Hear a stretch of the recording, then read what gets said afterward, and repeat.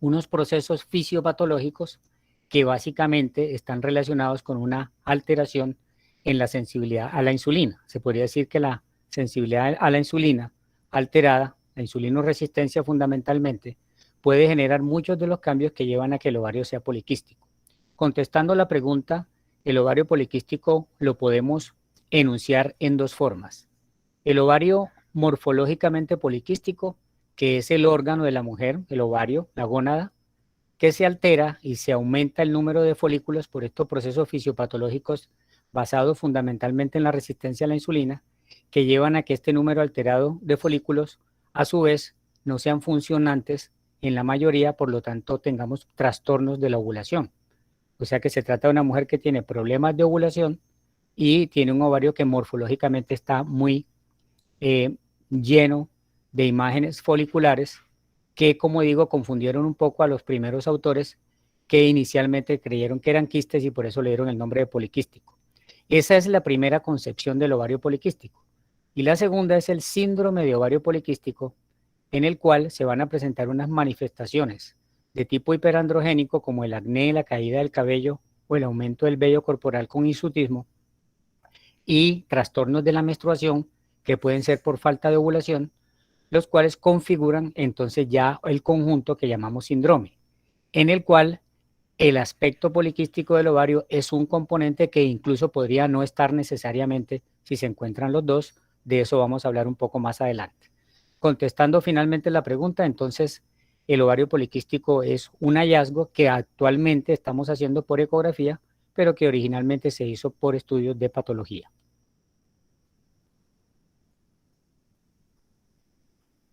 Bueno, doctor, la siguiente pregunta es ¿cómo sabemos que estamos frente a un cuadro de síndrome de ovario poliquístico?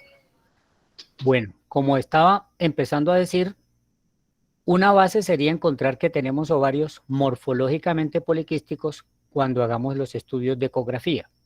Esta ecografía la podemos hacer en las mujeres que tienen vida sexual y lo permitan con un ingreso vaginal que es mucho más detallado. Sin embargo, originalmente cuando no teníamos los transductores vaginales ecográficos, se hacía y todavía se hace el diagnóstico con una ecografía suprapúbica en la cual se ayuda con una ventana que hace la vejiga llena. No es tan exacta la suprapúbica con vejiga llena, por eso la mejor es una ecografía vaginal. Para hacer el diagnóstico del ovario poliquístico, este primer componente, que es la morfología del ovario, se evalúa el número de folículos que se encuentren, que estén por debajo de los 10 milímetros de diámetro, porque folículos que tengan más de 11 milímetros pueden indicar un proceso ovulatorio en curso que desvirtuaría un poquito el conteo folicular. Y en la actualidad se acepta con los equipos de ecografía que tenemos de alta generación que se encuentren 20 folículos en un ovario para poder decir que el ovario es poliquístico.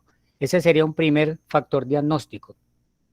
El segundo es que haya trastornos menstruales basados en un proceso de anovulación o disovulación, es decir, que haya trastornos ovulatorios que atrasen el proceso folicular y hagan que se atrasen a su vez los ciclos menstruales o se llegue francamente a unos atrasos muy prolongados que ya llamamos amenorreas cuando la mujer no menstrua en periodos mayores de 3 meses. Esto también es muy frecuente como acompañante para el diagnóstico y parte del síndrome. Y el tercer componente es que haya un aumento de las hormonas androgénicas que se traduce en caída del cabello, en algunas mujeres en acné, y el que más relevante y más específico para el ovario poliquístico es el hirsutismo, en el cual hay distribución del vello con tendencia masculina en zonas en las que la mujer usualmente no tiene vello, y para eso hay unas escalas que lo miden. Estos tres parámetros prácticamente han estado constantes en los últimos 20 años, son ratificados en consensos internacionales muy recientes y pueden estar presentes dos. Es decir, que para decir que estamos frente a un síndrome de ovario poliquístico, podríamos tener ovarios morfológicamente poliquísticos y trastornos menstruales, o tener ovarios morfológicamente poliquísticos e hiperandrogenismo, o podríamos tener hiperandrogenismo y trastornos menstruales y no tener un ovario morfológicamente poliquístico. Lógicamente existe un caso florido en el que están los tres componentes muy evidentes y en estos casos pues es más arraigado el síndrome. Listo, doctor, muchas gracias. La siguiente es, ¿qué día es más recomendable para realizar la ecografía? Bueno, en pantalla pueden estar ustedes viendo un ovario que podría parecer poliquístico. Realmente se ven muchos folículos en ese ovario, eso sería una manera de diagnosticarlo. Y como les estaba comentando, si ustedes revisan la imagen que nos está acompañando aquí la pregunta, prácticamente todos esos folículos que se ven allí tienen menos de 10 milímetros. Para poder tener más confiabilidad con la ecografía, se recomienda que estemos poco después de la menstruación en lo que se llama la fase folicular del ciclo, en la cual está empezando a hacerse el desarrollo en el proceso normal, natural de toda mujer. La primera parte del ciclo depende de un estímulo hormonal que hace que se empiecen a desarrollar los folículos.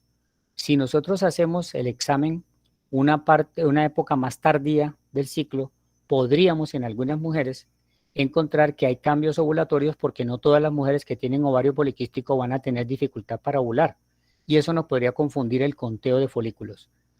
Exactamente, entonces la respuesta a esta pregunta es que es recomendable hacer la ecografía en la fase folicular, lo cual podría hacer después de la menstruación. Cuando se hacen tratamientos especializados de reproducción, la paciente es citada incluso durante los primeros 5 días del ciclo, independiente que todavía esté menstruando, porque el examen es mucho más exacto y puede influir en el tratamiento que se vaya a iniciar. Pero usualmente la medición de los folículos y el conteo detallado se realiza en esa época que les digo, aproximadamente después de la primera semana de haber empezado a menstruar. Gracias, doctor. Si no hay quistes en los ovarios, ¿no es un síndrome de ovario poliquístico? Bueno, entonces ratifiquemos algo que es muy común como motivo de consulta de las mujeres. Lo vemos en el Quindío, lo vemos en Colombia y yo creo que es parte de la cultura latinoamericana. La mujer llega a donde el médico diciéndole, tengo quistes en los ovarios. ¿Por qué dice así? Porque su médico, ya sea para facilitar el entendimiento o erróneamente, le dijo que ella tenía un ovario lleno de quistes. De hecho, muchas veces se utilizan estos términos coloquiales. El doctor me vio y me dijo que estoy llena, que tengo muchos quistes. Entonces, desmitifiquemos ese concepto en el sentido de que no se trata de una cantidad de quistes en el ovario, sino de una serie de folículos que son completamente fisiológicos, pero que en este caso tienen unas alteraciones mediadas por la resistencia a la insulina que tienen la mayoría de las pacientes, lo cual se traduce en que por una parte se produce mayor número de hormonas androgénicas, las cuales detienen el proceso de desarrollo folicular e impiden la ovulación, y por otra parte eso hace que el aspecto del ovario se vaya incrementando el número de folículos y le dé el aspecto que llamamos que podría ser polifolicular. Entonces la respuesta es que no es que tenga quistes, primero, y segundo, no necesariamente dejaría de ser un síndrome de ovario poliquístico por el hecho de no encontrar unos ovarios que sean morfológicamente poliquísticos, porque podríamos tener una mujer que claramente presente hiperandrogenismo y presente trastornos del ciclo menstrual y podríamos darle la connotación de síndrome de ovario poliquístico. ¿A qué se debe esto? A la importancia que tiene el síndrome de ovario poliquístico, como lo estuvo explicando Geraldine al abrir el seminario, en el sentido que si tenemos la configuración del síndrome, vamos a tener unas consecuencias que pueden afectar la parte reproductiva de la mujer durante el periodo en que ella esté interesada en su reproducción o al final de su periodo reproductivo, cuando ya esté cerca de la menopausia, vamos a tener unos cambios que ya se van a ir más que todo a lo metabólico y es muy importante la consejería, tanto en la parte reproductiva como en lo metabólico, para las mujeres que tienen el síndrome de ovario poliquístico, que como claramente también se dijo en la introducción, es la endocrinopatía más frecuente de la mujer, de hecho es más prevalente que la diabetes en muchas poblaciones. Bueno, doctor. La siguiente pregunta es, si mi ciclo menstrual no es regular, ¿podría tener síndrome de ovario poliquístico? Cuando una mujer consulta preocupada por la regularidad de su ciclo, pues nos está dando una apertura a la búsqueda del síndrome de ovario poliquístico, pero debemos recordar que no es la única causa. Entonces, conociendo los tres aspectos que debemos indagar, que serían los factores diagnósticos reconocidos a nivel internacional: trastornos de ciclo menstrual, hiperandrogenismo y ovarios morfológicamente poliquísticos, debemos agregar un cuarto concepto, y es que el diagnóstico de ovario poliquístico también tiene un componente de descarte de las situaciones patológicas endocrinas que más frecuentemente podrían producir cambios similares. Básicamente nos referimos al hipotiroidismo y la hiperprolactinemia.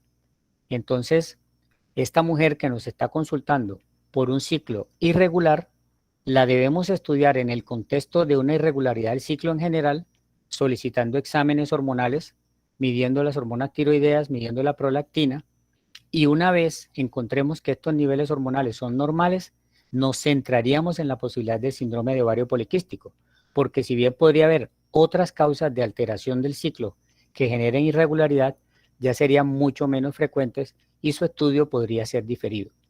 Así que la mujer que nos consulta con un ciclo menstrual irregular, primero la vamos a ver como tal.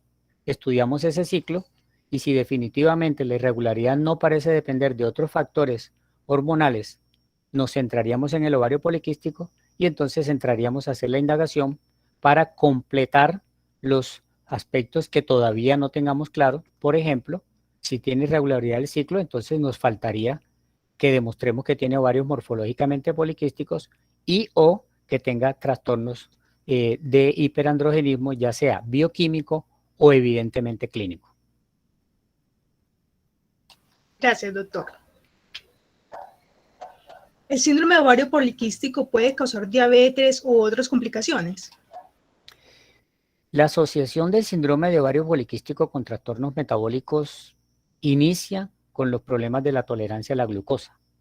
De hecho, se podría aclarar que no es que produzca la diabetes, pero prácticamente se ubica entre los primeros lugares de los factores de riesgo para este tipo de complicaciones, ya sea para que consideremos el estado prediabético que ya está reconocido, que consideremos que la paciente tiene factores de riesgo para la diabetes tipo 2 o que tenga claramente una secuencia que la lleve a la diabetes tipo 2. Además, es un factor de riesgo para la diabetes gestacional. Por lo tanto, el síndrome de ovario poliquístico se puede considerar más bien un estado de alto riesgo para trastornos de los carbohidratos en esa gama que estamos mencionando. Y cuando estamos haciendo la consejería preembarazo, necesariamente debemos orientar a nuestra paciente en la búsqueda de un contexto adecuado para el inicio del embarazo con disminución de los riesgos para la diabetes gestacional. Y si es después de una diabetes gestacional y tuvo ovario poliquístico, tiene muchas más posibilidades de presentar la diabetes mellitus tipo 2. Perdón, en la pregunta están otras complicaciones. El riesgo cardiovascular también está incrementado en la mujer que tiene el síndrome de ovario poliquístico. Es más evidente cuando se asocia con la obesidad y esta asociación realmente puede alcanzar un 40% en algunos países e incluso un 60% en países en los que es muy prevalente la obesidad. Y ya vamos en camino al síndrome metabólico. La asociación entre ovario poliquístico, síndrome de ovario poliquístico, resistencia a la insulina, obesidad y síndrome metabólico es tan alta que nuestra consejería siempre debe ir a buscar que se haga conciencia incluso en mujeres jóvenes ante la posibilidad que en pocos años empiecen a presentar toda la constelación de alteraciones que se caracterizan en el síndrome metabólico.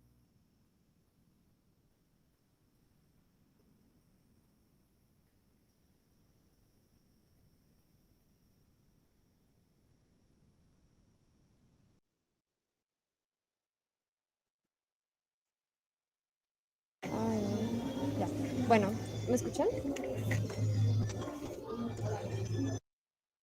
Sí, se escucha. Bueno, hola a todos, ¿cómo están? Entonces vamos a empezar con la primera sesión de preguntas. Hay unas preguntas ya en el chat, entonces vamos a comenzar con esas y posteriormente le vamos a dar la palabra a Juan Diego, que es el siguiente. Entonces, comenzamos por la pregunta de Ivana. Ella pregunta, ¿una mujer con ovario poliquístico puede tener su periodo de forma regular? Muy bien, muchas gracias por esta pregunta que nos abre entonces la posibilidad de comentar otros aspectos que no habíamos mencionado. Como ya dije, puede haber la presencia de los otros componentes del síndrome de ovario poliquístico y uno de ellos podría ser el fenotipo en el cual la mujer tiene sus ciclos completamente normales dentro de la regularidad aceptada en la actualidad y presentar entonces las otras manifestaciones. O sea que puede tener un ovario típico morfológicamente poliquístico evaluado de manera adecuada por ecografía y puede tener manifestaciones hiperandrogénicas, las cuales pueden ser clínicas y paraclínicas, aunque cuando tenemos las manifestaciones clínicas, pues realmente no se justifica hacer estudios paraclínicos, sino en ciertos casos que ya comentaré. Entonces, podemos generar un caso interesante ante una mujer que presenta un ciclo mensual, así no sea exactamente puntual, porque recuerden que no tenemos que exigir a la mujer una puntualidad muy exacta en cuanto que sea ciclos de 28 o 30 días, pueden ser variaciones en el ciclo que no superen los 7 días en las mujeres en vida reproductiva para que se considere regular, lo cual nos hablaría de que está ovulando. Y eso a su vez nos pondría en el contexto de que la mujer no tiene el componente de la falta de ovulación que caracterizaría el síndrome de ovario poliquístico, pero sería una mujer que tendría una evidencia muy clara del hiperandrogenismo por una muy notoria caída del cabello, por un acné que previa concepto del dermatólogo nos ratifique que tiene un componente hormonal, o por un hirsutismo que, como les dije, es el más específico del síndrome de ovario poliquístico.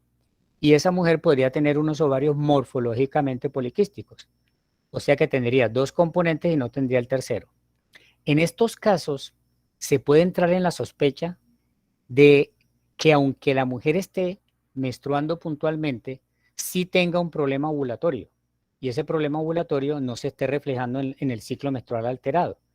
Es en este caso en el cual adquiere mayor importancia la posibilidad de investigar si la mujer está ovulando y se puede utilizar la medición de la progesterona en la tercera semana del ciclo menstrual, porque la mujer tiene ciclo más o menos regular, se puede calcular aproximadamente día 21 o 22 del ciclo para tomar una medición de progesterona sobre la base que si hubo proceso ovulatorio, la progesterona se va a encontrar en unos límites normales que están establecidos a nivel internacional por encima de los 3 nanogramos por mililitro. Entonces, para concretar la respuesta a esta pregunta, que me parece muy importante, no podemos considerar que una mujer que tiene ciclos regulares está exenta de la posibilidad de un diagnóstico de síndrome de ovario poliquístico e incluso habría que investigar si tiene una falta de ovulación a pesar de esos ciclos regulares. Listo, doctor, muchas gracias. La siguiente pregunta es de Daniela Quiroga.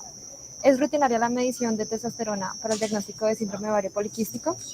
Bueno, estas preguntas parece que las hubiéramos preparado porque nos están dando entrada a los temas que no habíamos tocado. La medición de testosterona se podría considerar que es la herramienta más útil que tenemos en la práctica para investigar el hiperandrogenismo cuando no se manifestó en la clínica. Si se manifestó en la clínica, no se justifica que hagamos la medición ni de testosterona ni de otro andrógeno. ¿Cuál es la manifestación clínica que vamos a mirar? Pues como les decía, el hirsutismo. Existe una escala internacionalmente reconocida, que es la escala de Ferriman y Galway, en la cual hay un puntaje para cada una de las zonas del organismo en el que se puede presentar el aumento del vello en la mujer. Esta escala varía a nivel de los países, pero prácticamente en la mayoría, valores por encima de 8 se consideran un puntaje para el hirsutismo leve y por encima de 15 un hirsutismo moderado. Si encontramos un hirsutismo de leve a moderado, cuando hacemos el análisis, ya tenemos el hiperandrogenismo claro. Podríamos indagar si la paciente tiene caída del cabello y podríamos revisar si tiene acné, que a veces lo encontramos no solo en cara, sino en tórax, en la parte anterior y posterior, que es muy común que se presente también. Eso nos evitaría o no nos indicaría la necesidad de hacer una medición de testosterona.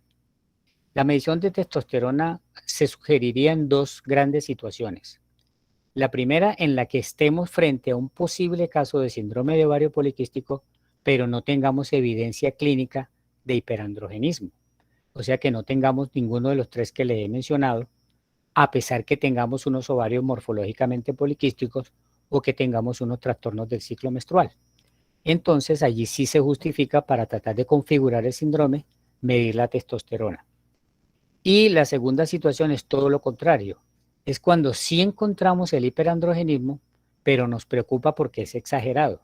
O sea que ya el síndrome de ovario poliquístico con las manifestaciones típicas pasa prácticamente a un segundo plano, y nuestra preocupación es por qué esta paciente está presentando un hirsutismo tan notorio, tan severo o tan rápido. Estos casos de hirsutismo rápido, que en pocos meses o semanas la mujer se torna hirsuta y el hirsutismo adquiere un nivel alto, nos puede indicar una producción extragonadal de hormona androgénica que obviamente podría proceder de un tumor. Y entonces en estos casos amerita no solo la medición de testosterona, sino un flujograma diagnóstico con la medición de otros andrógenos. Esos son los casos en los cuales podría ser más pertinente la medición de andrógenos. Un último caso es la adolescente, en la cual, como la mayoría de las manifestaciones de síndrome de ovario poliquístico pueden ser prevalentes para la adolescencia, entonces se recomienda que todas estas mediciones estén presentes, es decir, que se diagnostique el ovario morfológicamente poliquístico, que tenga clínicamente el hiperandrogenismo, que tenga los trastornos del ciclo menstrual, pero que además tenga la medición hormonal que nos indique el hiperandrogenismo en sangre. Bueno, doctor, muchas gracias. Nos queda tiempo para una última pregunta en esta sección. La siguiente es de Sofía Ordóñez. Entonces la pregunta es, ¿puede una mujer que sufre de este síndrome quedar en embarazo? La mujer que tiene síndrome de ovario poliquístico generalmente recibe el mensaje de que ella es una mujer que va a tener infertilidad. Este mensaje realmente puede ser un poco exagerado, pero sí tiene un fundamento real. El fundamento real está en que la mayoría de los casos de ovario poliquístico con el síndrome pueden estar presentando trastornos de ovulación, que pueden ser ovulaciones ausentes en su totalidad, mujeres que no ovulan en absoluto, o mujeres que ovulan ocasionalmente.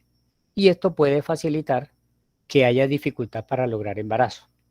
Pero tenemos extremos entre mujeres que claramente tenían unos ovarios morfológicamente poliquísticos, que claramente tenían atrasos menstruales de larga evolución, pero que tuvieron sus 3 hijos sin ningún problema a lo largo de los años. Y mujeres que tienen solamente unas manifestaciones muy leves y no han podido quedar en embarazo. Aquí, obviamente, pensamos en que la causa de la falta de ovulación o la relación con la falta de ovulación le atribuiría un factor causal al síndrome de ovario poliquístico. Pero también debemos recordar que la infertilidad de pareja tiene no solo el componente masculino en parte, sino que el componente femenino no es solamente la ovulación, sino que hay otros factores que pueden afectar la fertilidad. Así que cuando tengamos una mujer que no queda en embarazo y que tiene un síndrome de ovario poliquístico, pues sí es cierto que vamos a pensar que su problema es la ovulación, pero podría ser erróneo que empezáramos un tratamiento para mejorar la ovulación sin haber hecho el estudio completo de la infertilidad de pareja, que ameritaría evaluar cómo está la estructura de los órganos reproductivos y cómo está la parte masculina en cuanto a la producción de espermas por parte del varón. Listo, vamos a dar continuidad a las siguientes preguntas que hemos preparado y vamos a ir resolviendo dudas en la medida en que vamos progresando. Geraldine, pues ¿Sí? quiero hacer una moción. Me da pena con Juan Diego, que él levantó la mano, que es el único, porque los demás la mandaron al chat. No sé si le permitamos que participe él y seguimos con las demás Claro que sí. preguntas. No, doctor, sí. Pues estaba para la siguiente, pero claro que sí. Hola doctor, buenas noches para Muy todos. buenas. Mi pregunta era acerca de cuáles serían las recomendaciones para prevenir como todos los efectos que puede causar el síndrome de ovario poliquístico sobre pues, la mujer. Bueno, evidentemente en medicina es difícil que digamos que hay una medida que sea universal para resolver todos los problemas, pero yo creo que quienes son estudiantes conmigo me han escuchado decir que a todo el mundo le tenemos que recomendar un estilo y hábito de vida saludable. En el caso del ovario poliquístico, sí se cumple que es la primera y la mejor medida, porque el proceso fisiopatológico del cual no hemos hablado, porque pues no se trata de dar una clase sobre eso, está muy relacionado con aspectos metabólicos, y los aspectos metabólicos a su vez que están disfuncionando van a mejorar mucho con el estilo de vida saludable. Está claramente demostrado que la alimentación balanceada, algunos tipos de dieta hipocalórica y un ejercicio moderado obtienen unos resultados muy buenos para caer en la fisiopatología del síndrome de ovario poliquístico y producir mejoría de sus manifestaciones clínicas y en la prevención de las complicaciones a largo plazo, que yo pienso que serían la respuesta a la pregunta. Evidentemente vamos a tener apoyo farmacológico dependiendo de la severidad del trastorno para cada una de las manifestaciones y de los riesgos, pero la principal medida que se puede recomendar y que es universal es el estilo de vida saludable. Alimentación balanceada, ejercicio. Evidentemente, este estilo también incluye la disminución de lo que llamamos coloquialmente la comida chatarra. Todo eso ayuda en el proceso fisiopatológico y en el resultado positivo a largo plazo, así como en el resultado positivo en la mujer que busca embarazo sabiendo que tiene síndrome de ovario poliquístico. Por lo tanto, es una medida fundamental en la asesoría preconcepcional. Ok, doctor, muchas gracias. Gracias, doctor. La pregunta es, ¿puede causar dolor pélvico? Con frecuencia las mujeres consultan al ginecólogo trayendo una ecografía que le solicitó su médico general porque ella tenía dolor pélvico y el único hallazgo fue un ovario poliquístico, morfológicamente poliquístico. Realmente, si ese es el cuadro clínico, podríamos empezar a buscar otras causas de dolor pélvico. El ovario poliquístico, por el hecho de estar aumentado de tamaño debido a los múltiples folículos que contiene, no es usualmente doloroso. Situaciones especiales se pueden presentar cuando las mujeres han recibido algún tipo de tratamiento para estimular la ovulación, porque su problema de fertilidad, del cual nos acabamos de referir, obligó a darle un tratamiento de estímulo de ovulación y eso produce dolor, pero es una situación completamente puntual. Yo me atrevería a responder que indaguemos otras posibles causas, pero que no se lo vayamos atribuyendo al ovario poliquístico el hecho de tener dolor pélvico. Muchas gracias por su aclaración, doctor. Yo creo que esta pregunta ya quedó más o menos resuelta, pero de todas formas vamos a ver si el doctor quiere agregar algo más. Si el síndrome de ovario poliquístico causa infertilidad, ¿por qué algunas mujeres quedan embarazadas? Bueno, casualmente acabamos de decir que la fertilidad depende de muchos factores. Algunas mujeres pueden tener lo que llamamos una subfertilidad y que esté centrada en su proceso ovulatorio. Cuando hay una falta de ovulación típica, el cuadro clínico es de unos atrasos menstruales bastante evidentes de 2, 3, 4 meses en los cuales esa mujer no está produciendo óvulos. Generalmente esa mujer tiene una infertilidad muy arraigada y es muy raro que esté ovulando de manera ocasional. En cambio, otras mujeres que tienen apenas unos ciclos un poco atrasados y que sí se les encuentra el ovario morfológicamente poliquístico y sí configuran el síndrome, pueden tener ovulaciones un poco más frecuentemente. O puede ser que están ovulando, pero un poco atrasado en el ciclo porque se altera la fase folicular. Entonces estas mujeres podrían tener óvulos disponibles para que con su vida sexual presenten los embarazos. Tal vez aprovechamos la pregunta para ratificar que cuando se aumentan las complicaciones del ovario poliquístico, como en el caso de la obesidad, como en el caso de la mujer que tiene muy arraigado el síndrome porque tiene todo el fenotipo, es más posible que tengamos una infertilidad que no se resuelva de manera espontánea. Y vuelve entonces a la pregunta anterior. El estilo de vida saludable muchas veces logra que estas mujeres que sí tienen verdaderamente una infertilidad, pero también son obedientes a la recomendación del médico y empiezan a cumplir el ejercicio y la dieta, tenemos disminución de peso corporal representado en grasa, que a su vez produce una mejoría metabólica entre las cuales no solo está la mejoría del perfil lipídico, la disminución de la intolerancia a la glucosa si la hay, sino también la mejoría en el proceso folicular y la aparición de ovulaciones, obviamente con posibilidad de embarazo. Listo, doctor, muchas gracias. ¿Se puede prolongar el inicio de la menopausia? En estas pacientes uno esperaría que por tener muchos folículos, en realidad el inicio de la menopausia se pudiera atrasar, pero en la práctica no se ha visto que eso suceda así. Más relación puede tener con el antecedente familiar. Si nosotros quisiéramos indagar en una mujer, si eventualmente pensamos en que su inicio de menopausia va a ser en un determinado rango de edad, sería un poquito más productivo indagar cómo ha sido la menopausia en la mamá, las tías y las hermanas. Pero el hecho que ella tenga esa cantidad de folículos no significa que tenga una gran reserva. Realmente muchos de esos folículos ya están atrésicos porque tuvieron su oportunidad de ovular, pero no se desarrollaron. Porque parte del proceso fisiopatológico, como les decía, del aumento de esas hormonas androgénicas, es que impiden el desarrollo folicular y llevan rápidamente los folículos a la atresia. Pero son folículos que siguen viéndose en las ecografías y siguen engrosando el conteo que se le hace. Por lo tanto, no es que la mujer tenga una reserva de folículos que le va a durar durante mucho tiempo en la vida y por eso su menopausia se va a presentar más tardía. Recordando que la menopausia es el cese de la función menstrual debido a su vez al cese de la función ovárica. No sería lo esperado. Perfecto, muy buena la aclaración. La siguiente es, ¿el síndrome ovario poliquístico no se cura? Bueno, realmente podríamos hablar de que no hay curación en el sentido de que no tenemos ahora una alternativa medicamentosa o una terapia especial que contrarreste el proceso fisiopatológico de tal manera que la paciente considere que definitivamente ya no tiene síndrome de ovario poliquístico.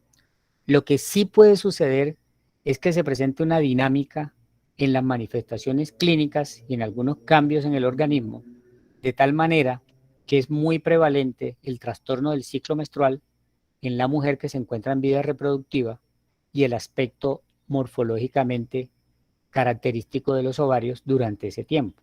Y cuando esa mujer entra en la transición menopáusica, pues ya no nos podemos orientar por los trastornos del ciclo porque son muy comunes por la transición menopáusica. Y si hacemos la ecografía ya no vamos a encontrar los ovarios poliquísticos. Pero no nos debemos dejar engañar por eso, porque realmente ella sí tiene la base fisiopatológica para el síndrome metabólico que va a ser su principal enemigo al llegar estos años de madurez reproductiva y sobre todo cuando ya entre en el periodo de menopausia. Cuando esté en menopausia pues ya no vamos a tener la base de mirar ciclos, no vamos a tener los ovarios con alteraciones morfológicas y eventualmente tal vez ni siquiera vamos a ver los cambios del hiperandrogenismo, pero sí vamos a tener la base fisiopatológica que va a traer el riesgo cardiovascular que habíamos mencionado. ¿Para qué se utiliza el inositol en el síndrome ovario poliquístico, doctor?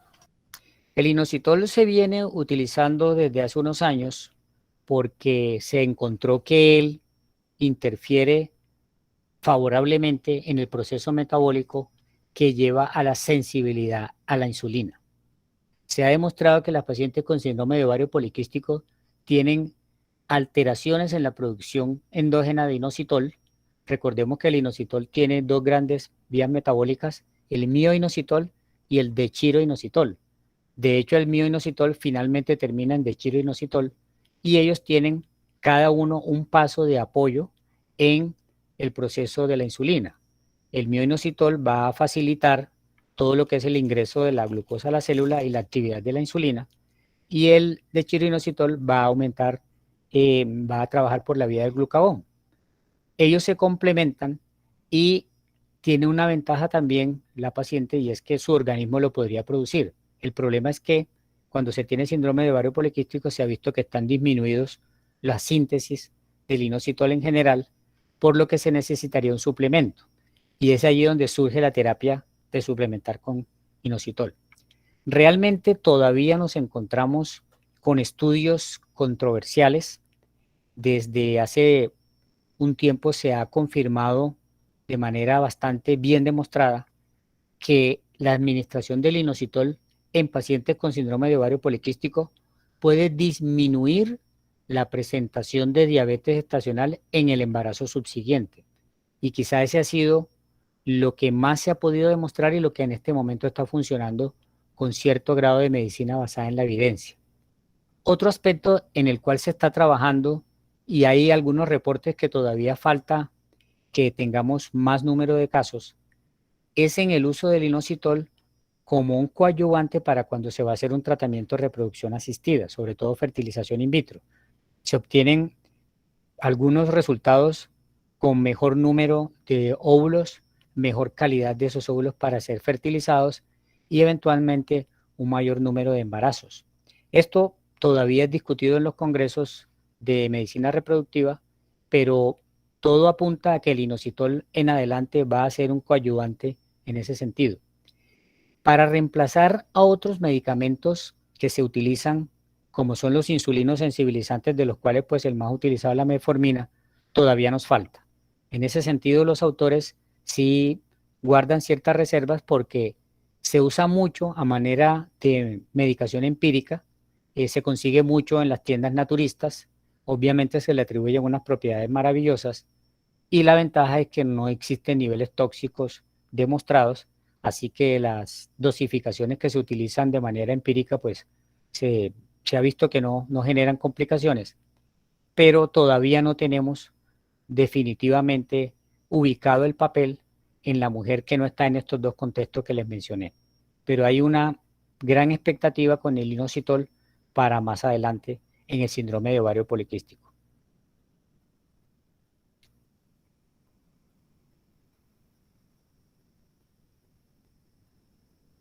Bueno, entonces pues ya continuaríamos con la siguiente tanda de preguntas. Seguiremos con Luisa María Restrepo. La pregunta es, ¿todas las mujeres con síndrome de ovario poliquístico tienen hirsutismo? No todas las mujeres con ovario poliquístico tienen hirsutismo. Está demostrado que el hirsutismo es la manifestación hiperandrogénica más importante y más específica que se relaciona más con el proceso fisiopatológico, o sea que nos ayuda más en el diagnóstico de síndrome de ovario poliquístico. Sin embargo, existen fenotipos en los cuales solamente hay un ovario morfológicamente poliquístico y un trastorno muy claro de ciclo menstrual, y la paciente es tratada y considerada como un síndrome de ovario poliquístico. Y la paciente no tiene las manifestaciones de hirsutismo ni otro tipo de hiperandrogenismo, y además la medición de hormonas androgénicas en sangre no arroja valores anormales.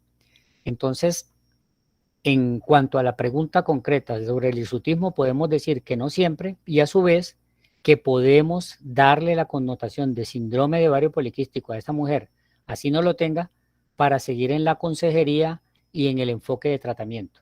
Recordemos que el tratamiento va a depender de lo que la paciente presente como sintomatología. Por ejemplo, ella no tiene hirsutismo, pero tiene unos grandes trastornos del ciclo menstrual. Puede que ese sea su motivo de consulta. Ella no tiene hirsutismo, pero consulta porque no ha podido lograr embarazo. Entonces tenemos que indagar en el contexto de lo que ella esté sintiendo, que es la manifestación de su síndrome de ovario poliquístico.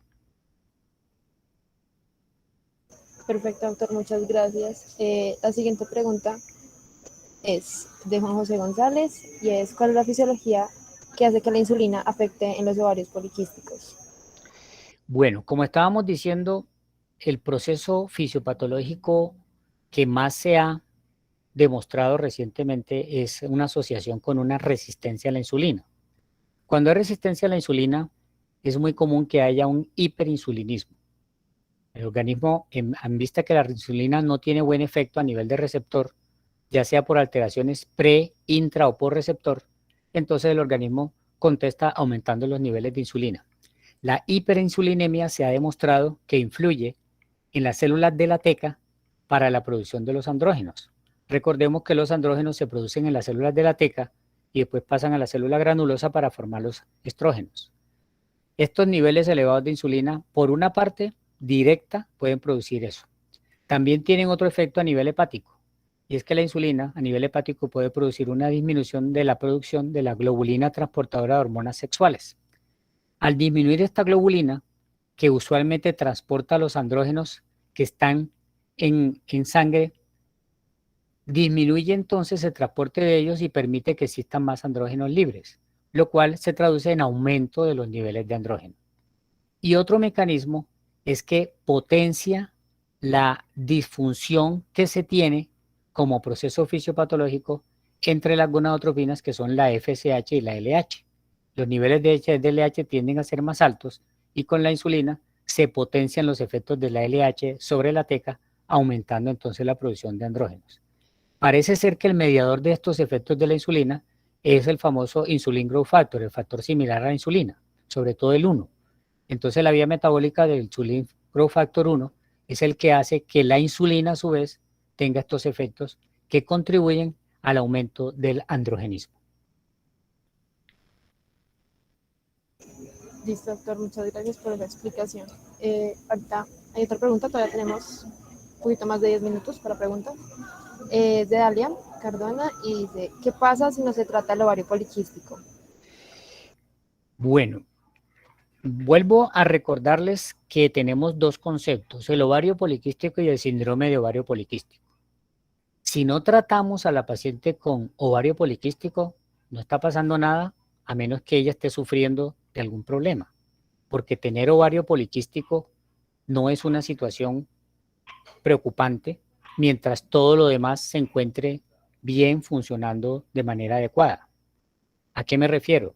Encontramos una mujer con ovario morfológicamente poliquístico, pero tiene sus ciclos mensuales, ha logrado sus embarazos, no tiene un acné preocupante, no tiene una caída del cabello que le moleste, no tiene preocupación por su futuro reproductivo, por lo tanto no tendríamos que hacer sino una consejería ante esa mujer del estilo de vida saludable, que de hecho hoy todavía es cuestionado el papel del ovario morfológicamente poliquístico solo en pacientes en los que no existan las otras dos manifestaciones típicas del síndrome. Ese sería el escenario 1. El segundo escenario es que la pregunta se dirija al síndrome de ovario poliquístico. O sea que si preguntáramos, no tratar un síndrome de ovario poliquístico, ¿qué puede llevar? Pues realmente no implementar las medidas que estamos mencionando de el estilo de vida saludable en esa paciente es propiciar que tenga un síndrome metabólico más severo y de edades más tempranas que otras mujeres, y obviamente con todas las complicaciones. Otro aspecto es que no tratáramos las manifestaciones secundarias que afectan su calidad de vida. Eso ya sería dependiendo de cómo ella las tome y cómo quisiera que hiciéramos el tratamiento. Me voy a explicar. Una mujer puede tener una situación clínica con un síndrome de ovario poliquístico florido, pero no estar preocupada en absoluto por el hecho de la reproducción, porque no tiene interés en embarazo, porque el acné que le ha dado no le molesta y porque la caída del cabello, en opinión de ella, no le está afectando. Y otra mujer podría tener exactamente el mismo cuadro y venir solicitando ayuda para mejorar su caída del cabello y su acné. Entonces, dependiendo de lo que la paciente nos solicite, nosotros implementaríamos la medida. En la mujer obesa, como dijimos, se aumenta todo el conglomerado de síntomas, signos y los riesgos. Por lo tanto, nuestra primera recomendación sí sería que esa mujer tuviera una disminución de peso representada en grasa corporal a partir del estilo de vida saludable. En resumen, si no tratamos la paciente, podría ser porque ella no tiene ninguna queja, pero sí debemos tener una consejería en el sentido de que si es un verdadero síndrome de ovario poliquístico, va a haber unas consecuencias metabólicas para un futuro. De hecho, no hemos mencionado que en las pacientes que tienen estos atrasos menstruales tan importantes, porque no están ovulando, tienen una fase proliferativa del ciclo prolongada, la cual depende de las hormonas estrogénicas, y estas están estimulando el endometrio, lo cual facilitaría la hiperplasia de endometrio y el cáncer de endometrio. Es decir, que también allí tendríamos que entrar nosotros a ser consejeros y a decirle que la paciente necesita un tratamiento preventivo para el cáncer de endometrio cuando su fenotipo se caracterice por estos atrasos menstruales tan notorios.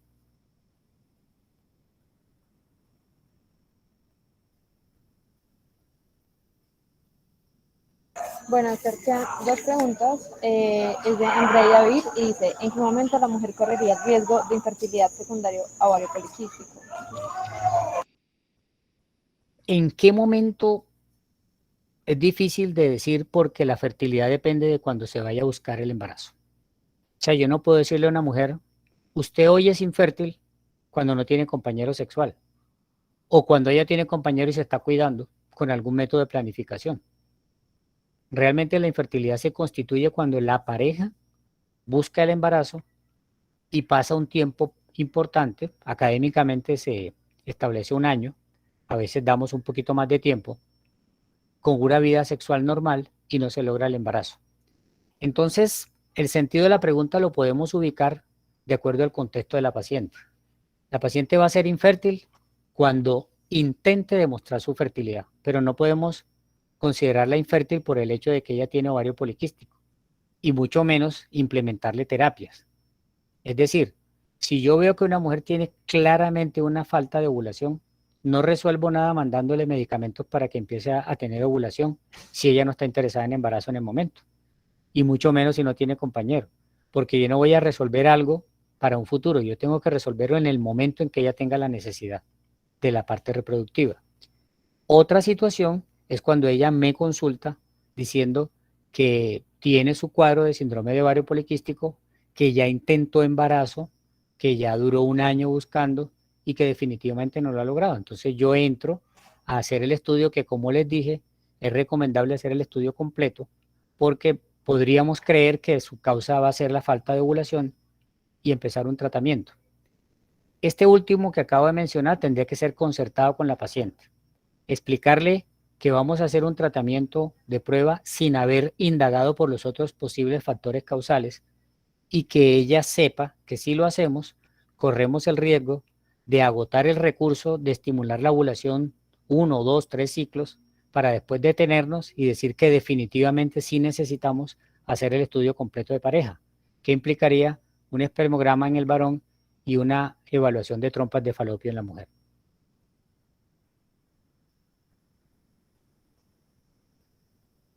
Listo, doctor. Y la última es de Ana Sofía Salazar y dice, ¿hay riesgo de endometriosis o cáncer de endometrio por la amenorrea en el síndrome de ovario poliquístico? El cáncer de endometrio pasaría primero por la hiperplasia endometrial, que de hecho se podría decir que es de mejor pronóstico que otro tipo de cánceres de endometrio que se presentan en mujeres de edad más avanzada.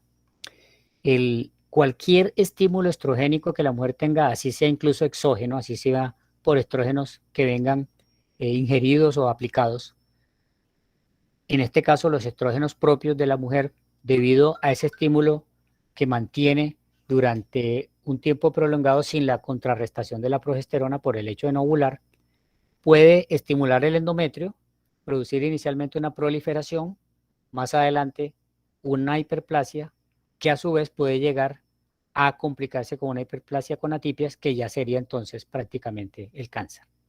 Ese es un contexto de riesgo que está muy claro y responderíamos entonces en el segundo componente de la pregunta, es la amenorrea. En cuanto a la endometriosis, no hay una relación clara con el síndrome de ovario poliquístico.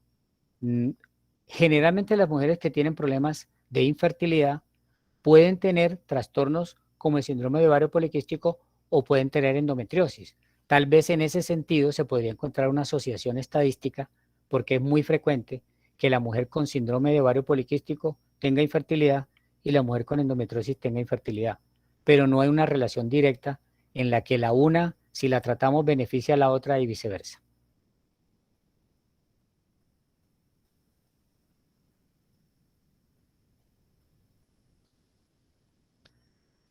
Lo bueno no dura.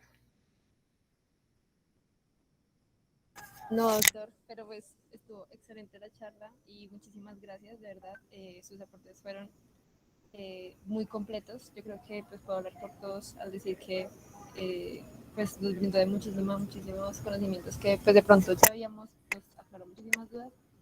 Y pues no sé si alguien tiene de pronto algún comentario, alguna intervención, quiera pues agregar algo, comentar algo. Bueno, mientras aparece un comentario, yo quiero darle las gracias al público que pacientemente nos ha acompañado. Las preguntas fueron supremamente pertinentes, muy acertadas y nos obligaron y nos llevaron a ampliar mucho el tema. Espero que hayamos contribuido a las claridades. Y a su vez, pues les agradezco haber estado en esta fecha y hora porque yo sé que la mayoría están pendientes tanto de su turno que tienen como del partido de Colombia. Muy agradecido por la participación. Muchísimas gracias, doctor. Nuevamente, muchísimas gracias a todos los que participaron. Muchas Doctor gracias, Byron, doctor. muchas Feliz gracias. noche. Muchas gracias. Excelente la charla. Muchachos, muchas gracias. Ahora sí pueden irse a ver el partido. Muy amables. Doctor Ocampo, muchas gracias. A usted muy amable. Una feliz noche para todos.